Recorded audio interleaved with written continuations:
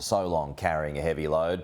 Homeowners were giving it some relief yesterday. Joining us live is the Shadow Treasurer Angus Taylor. Angus, thanks for your time this morning. So it was and is much needed relief. With more time for you to consider the cut and what it means, where have you settled this morning? Well, it's obviously welcome relief, Pete, but I have to say for many Australian families, this will be too little, too late. We've seen the biggest hit to Australian standard of living in our history. It's been unprecedented, unparalleled too, worse than any other of our peer countries around the world. And the journey back to the standard of living Australians had when Labor came to power is a long one. And it's very clear from what the Reserve Bank said yesterday, they're going to be very, very cautious and they're not going to be rushing to further cuts. So the only other point I'd make about this up front, Pete, is that the hard work has been done here by Australian families, not by the government. And the Reserve Bank made this point in its statement that we've seen government spending growing fast, getting to record levels. So household spending has had to do the work, and Australian families have had to take on to cut back on their spending, take on extra jobs in some cases, extra hours to make ends meet. It's the hard work being done by households when the hard work should have been done by the government. Yeah, and look, that is true. But when it comes to that collapse in living standards that the RBA has referred to yesterday, does that match with a few points that work in the government's favour at the moment, particularly lower inflation, low unemployment, wage increases, and at the end of the day, no official recession? Well, I have to say, Pete, that when people ask themselves when they go to the ballot box whether they're poorer or not than when Labor came to power, the answer is clear. Most Australians are worse off than they were when Labor came to power. And I think Australians increasingly have the view they can't afford another 3 years of this. We know the key to sustainably beating a cost of living crisis, sustainably bringing down inflation and interest rates is good economic management.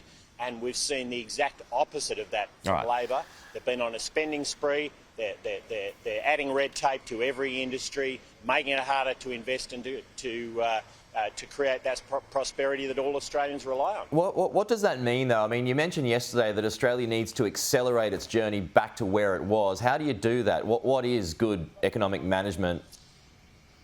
Well, good economic management hasn't changed, Pete. It's what it always has been, and but it's what are it you was proposing? when we last beat inflation through the... So it includes making sure that you're not growing government to record levels. I mean, we've added 36,000 Canberra-based bureaucrats. Well, we haven't, the government has, since they came to power. That is not how you beat a cost of living crisis. They've wrapped industry after industry in red tape. We've seen that in the resources sector, for instance, where getting approvals through has become diabolically difficult. We're seeing a construction industry where we have had a lawless union, a union that is deep links to the criminal underworld, that has taken control of the industry and raised the cost of construction for every major project in Australia. Look, this is a diabolical outcome we've seen, and the result of that is a record collapse in our standard of living.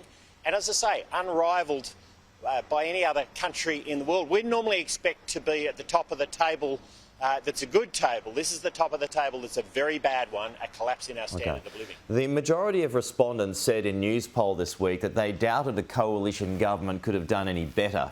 So does that show that folks aren't buying your message?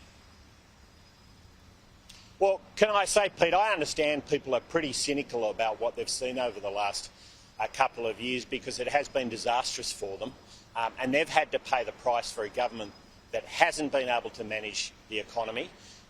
But let's look at the track record of Labor versus the last Liberal government. We averaged in our time just over 2% inflation. It's been well over 4% since Labor has come to power. I mean, that is the difference.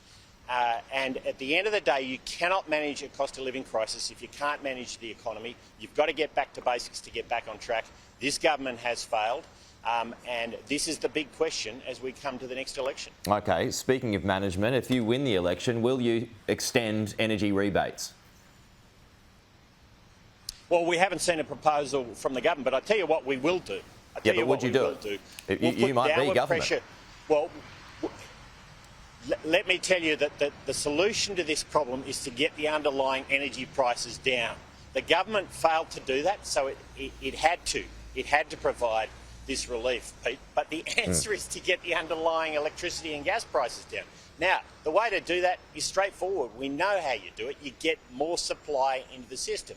So whilst Labor has been making it difficult to get gas approvals at both state and federal levels, we need to get that supply moving. That is always the answer. As for the rebates? To open it up to the full range of technologies, well, we'll see what Labor comes up with over the next little while and how disastrous the electricity price situation is as we go into this election.